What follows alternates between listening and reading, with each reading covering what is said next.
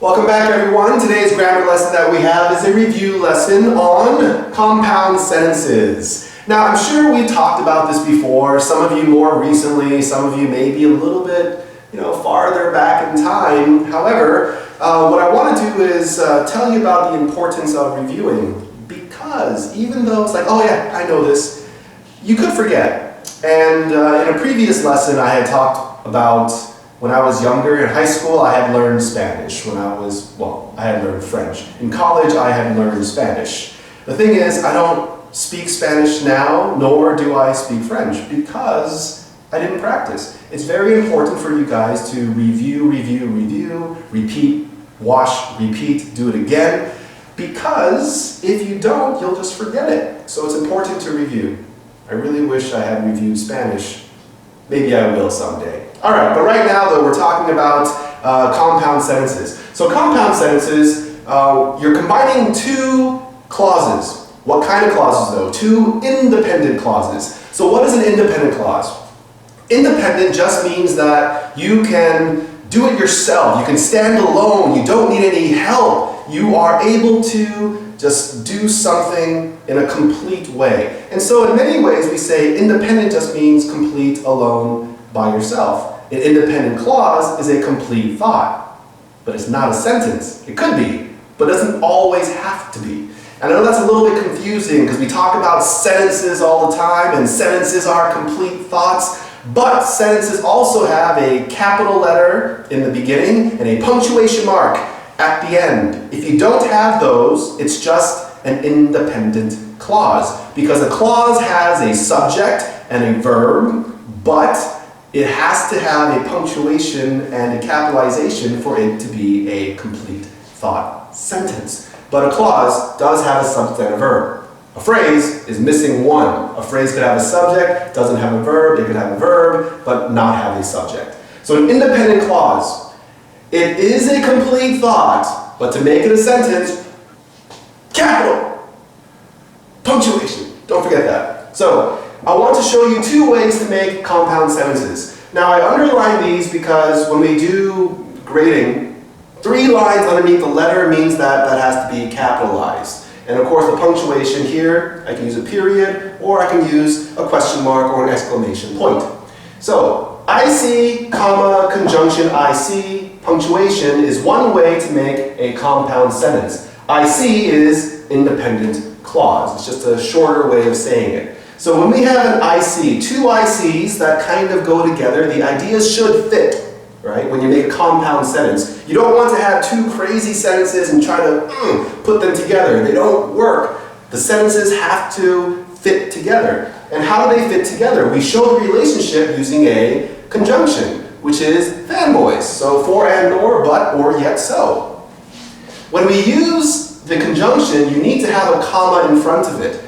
Sometimes we have conjunctions that don't have a comma because we have just 2 words or 2 phrases or 2 clauses that aren't sentences that we're trying to put together. But when you're combining 2 sentences, you need to have a comma and a conjunction. So IC, comma, conjunction, IC, punctuation, make sure you have capitalization. Another way that we can make a compound sentence is using IC, semicolon, IC. Again, capitalization and punctuation. This is the easier way. It's just that with a semicolon, you don't use a fanboy, so you're not exactly sure the relationship between the 2 independent clauses. When you're using the conjunction, you're being very clear about the relationship between sentence 1 and sentence 2, or clause 1 and clause 2. So let's look at an example. So my brother was angry, he hit me. Now again, I put an exclamation point here, and here the M is underlined 3 times because this is not a sentence yet. If I capitalize this and put a period here, my brother was angry, then that independent clause could become a sentence, but right now it's just an independent clause. So my brother was angry, he hit me. If I don't use a fanboy, I have to just put a semicolon here, which I could do. So my brother was angry, he hit me. You can kind of guess the relationship between those two, but if you want to be more clear, you can use a fanboy. So if I say my brother was angry, so he hit me. The so, of course, is talking about the reason, right? The cause, well, the effect. So here, this is the cause and this is the effect. When you have so, effect is what comes after it. This is the cause that came before it. So my brother was angry. His reason, so he hit me. That's a very clear sentence. If I want to use the for, which is the opposite, the for is the opposite of so, you have to switch the order of this. But instead of he hit me, you don't want to start with a pronoun until you have a clear subject. So I would say, my brother hit me, comma, for he was angry. Now when you're using for plus whatever comes after it, that is the reason. For is also another way that we can say because. Because is more common today, for is a little bit outdated, it's a little bit old-fashioned, but you still can use it in more academic writing. So again, if I want to switch this, I could say my brother hit me for he was angry, and that makes sense. And that shows a clear relationship. But my brother was angry and he hit me, right? That's a different relationship instead of so he hit me. So he hit me, which of course brothers shouldn't hit brothers, right? But when you use so, I'm telling you, cause, effect. If I say and, it doesn't mean that because he was angry, he hit me. It could just be he was angry and hit me, and those just kind of go together, but not because one was the reason or the other. If I could say my brother was sleeping, he hit me. How does that work, right? Maybe he was sleepwalking. Maybe he was just kicking while he was sleeping. That one I could say my brother was angry and he hit me. It's not the cause of why he hit me, all right? Now, our second example that we have is George went to get a sandwich, the shop was closed. I could, again, just put the semicolon. George went to get a sandwich, the shop was closed. That's fine. If you want to be more clear, what do? Use a comma and a conjunction, one of the fanboys. What would you use? George went to get a sandwich, the shop was closed. Which one would you use? And the shop was closed? You could, but it's not the perfect one. So what happened? I would say George went to get a sandwich, comma, but the shop was closed. Oh no. I had a friend George who did this a lot. He would get a sandwich 3-4 times a day. And one time the shop was closed. So George went to get a sandwich, comma, but the shop was closed is fine. You could say, yet the shop was closed, because but and yet, they pretty much mean the same thing. So you could use them interchangeably. You can use either or of those. So the common ones that we would use is but here. If you don't want to use it, just use a semicolon, you're fine. But remember, in the middle of your two independent clauses, you could have option A or option B. Comma, conjunction, or semicolon. So that is our compound sentences review. Let's move on into our complex sentence review. So moving on into our next little bit of complicated sentences, we're going to talk about complex sentences. They're different from compound sentences. Compound sentences, again, we just did it. We have independent clause, comma, conjunction, independent clause, or independent clause, semicolon, independent clause. You have those two patterns. But those are using two independent clauses. But not all clauses are complete thoughts. Again, independent clause, complete thought if you have a capitalization and a punctuation. Dependent clause is different. Because independent, stand alone. Dependent, I need help. Because you are unable to stand alone. And so when you have a dependent clause, it kind of looks like a sentence because it has a subject and a verb, but if you just put a capitalization and a period, it still doesn't have a complete thought because I need help. I need to add an independent clause. And that's what is a complex sentence. So we have two patterns for this. A complex sentence could be IC, DC, punctuation. Again, independent clause, you need to capitalize at the beginning and put a punctuation at the end. So IC, DC, nothing in the middle, just capitalization and punctuation mark, and that's fine to make a complex sentence. Or you can use DC, IC, so just switching the order. But when you start with a dependent clause, your dependent clause has to start with a capitalization, and you need a punctuation at the end, but in the middle of the two clauses, you need to have a comma. It's very important. If you don't have the comma, grammatically it's incorrect when you're doing writing. When you're speaking, no one hears the comma. However, when you are writing, make sure you have the comma here. Let's use the exact same examples we use for our compound sentences. In our compound sentences, I instead put the dependent clause marker here. But a dependent clause marker is different from a fanboy, a coordinating conjunction. A dependent clause marker is just a word that kind of tells you about the time, the location, the relationship between the two clauses as well, but it's still different from your standard fanboys. So when we talk about this sentence, before I had my brother was angry, so he hit me. And that's fine. However, instead of using a fanboy, let's try this. My brother was angry. I have this line here because this is one clause. My brother was angry, period. Right? We have brother was, subject, verb. Here, he hit me, this, he, right, subject, hit, verb. These are two complete thoughts. However, when you use when he hit me, bleh, what happened? Because we're starting with a dependent clause marker, like when. Here's a couple of common ones. When something happens, something else happens. Though, right? It's like we have though and even though. So this one is, we're trying to say two things. We have A, though, B, which means that this is here, though I'm going to choose this instead. It's kind of like a yet in the fanboys. When we use unless, right? We're trying to say a similar thing. So we have A unless B. I will do A unless I have option B. If we have since we have A, then we have B, right? So because of. When we use regardless, this is a great word. There is no such word as irregardless, although some people do that by accident. But when you say something regardless, you're trying to say, I'm going to do this regardless of that. And so many people can tell you, don't do this, don't do that. You're like, I don't care. I'm going to do it anyway, regardless of what you say. Right? So I'm not going to listen to you and I'll still do something else. It's a good word to use, regardless. Just try not to use it with your parents too much.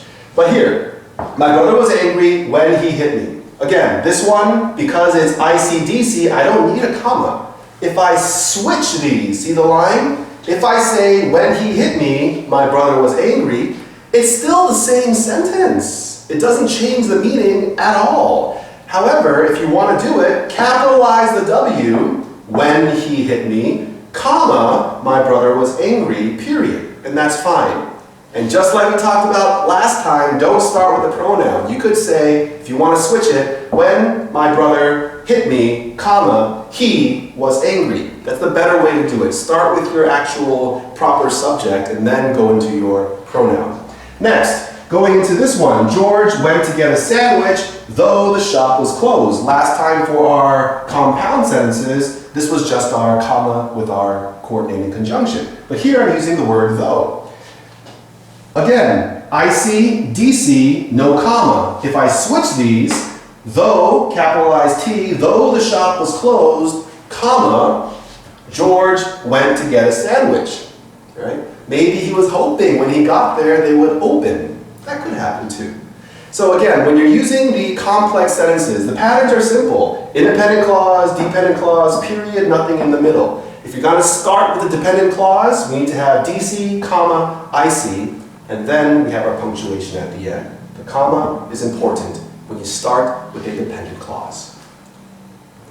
I think you thought you were done. We're not. Not quite yet. We have one more type of sentence to go through, and we're going to be talking about the compound complex sentence. We're putting them together, because we learned the compound sentence, we learned the complex sentence, and then, compound complex. So what does that look like? Well, if you know the patterns for both, it actually is pretty simple. So let's look at this picture real quick. We have a compound sentence, which is IC, comma, conjunction, IC. Or you could have IC, semicolon, IC. And that's fine. That is your compound sentence. We also have our complex sentence, which is IC, DC. Or we could switch these and say DC, comma, IC. And And that works too. So if we put this together, we have two patterns that we could make. Because we could start with the compound sentence and finish with the complex, or we could start with a complex sentence and finish with a compound sentence, and then that kind of goes together. But remember, you're sharing one of those independent clauses. And I think that's the key. When you are doing the compound complex sentence, you have three different clauses. The minimum you need to make a compound complex sentence is 3 clauses. Some people can string together, add 5, 6, 7, 20 clauses together to make one super long sentence. It's not the best way to write, or the best way to, I guess, speak. When you're speaking though, of course, it's hard to hear the different commas, because who's going to say comma out loud? But when you're writing, try not to make this really long run-on sentence. Even though it might be grammatically correct, it's a little bit unclear when we're reading and it hurts the eyes. There are some famous authors who do that, but try not to. Alright, so here we have 3 clauses, at least. 2 of them are going to be independent clauses. One of them, it has to be a dependent clause to make it a compound complex sentence. And that makes sense. Clause 1, clause 2, clause 3. It's just that they both share one of the independent clauses. So, pattern 1, IC, comma, conjunction, IC, DC. So this part is your compound sentence. This part is your complex sentence.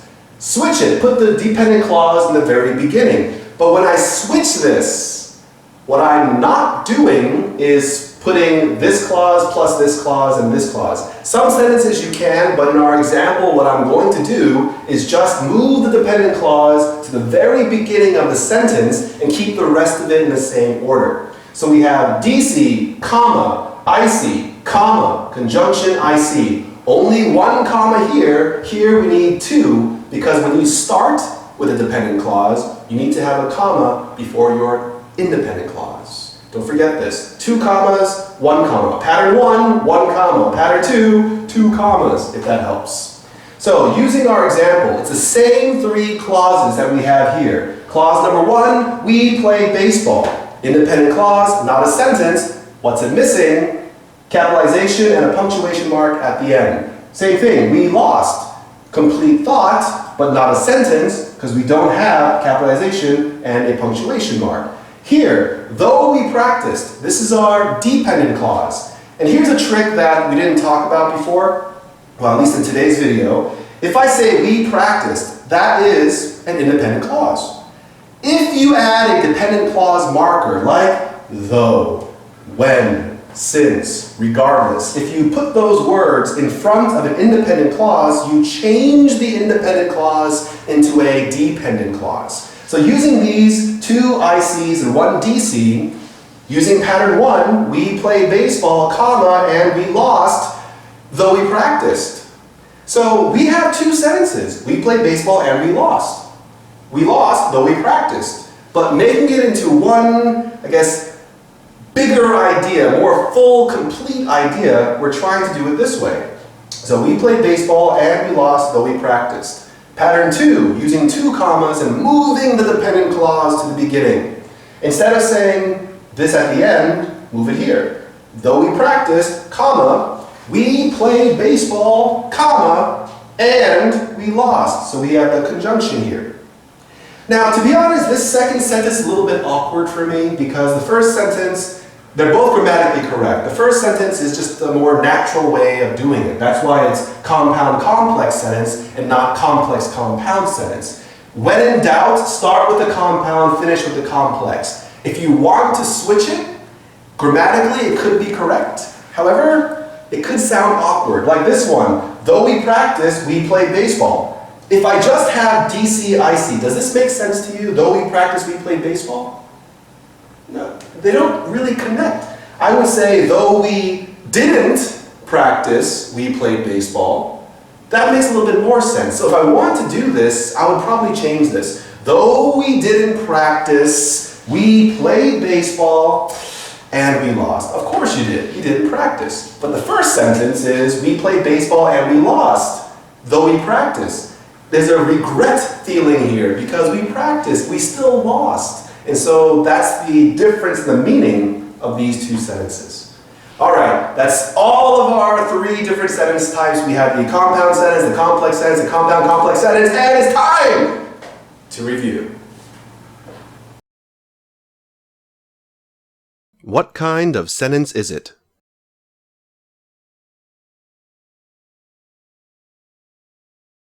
What does independent mean? Independent means that it can function alone or is complete by itself. What is a clause?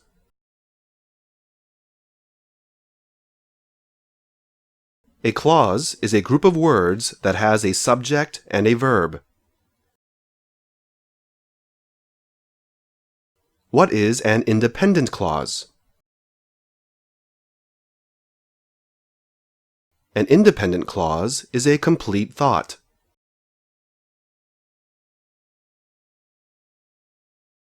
What do you need to add to make an independent clause a sentence?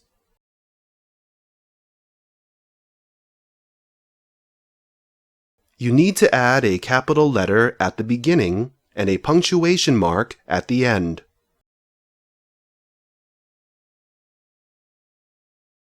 What are the two patterns to make a compound sentence?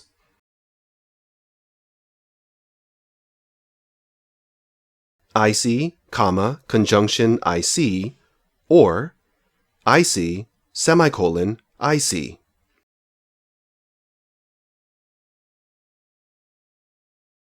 What is the difference in meaning between the two patterns?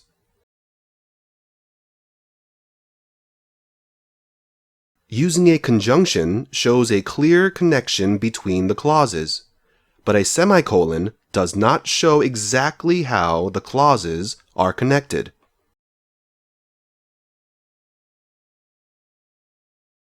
What is a dependent clause? A dependent clause has a subject and a verb, but is not a complete thought.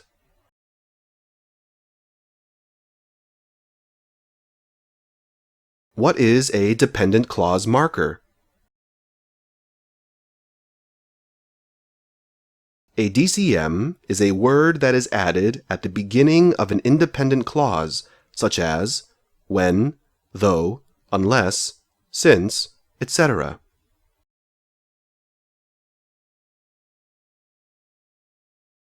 What are the two patterns to make a complex sentence?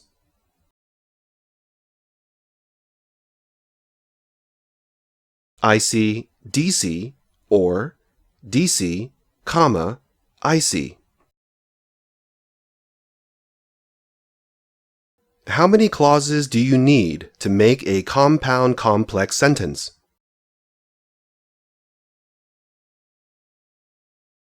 You need at least 3 clauses, 2 independent clauses, and 1 dependent clause.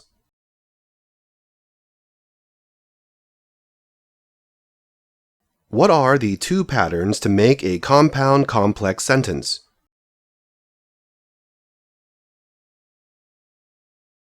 IC, comma, conjunction IC, DC, or DC, comma, IC, comma, conjunction IC.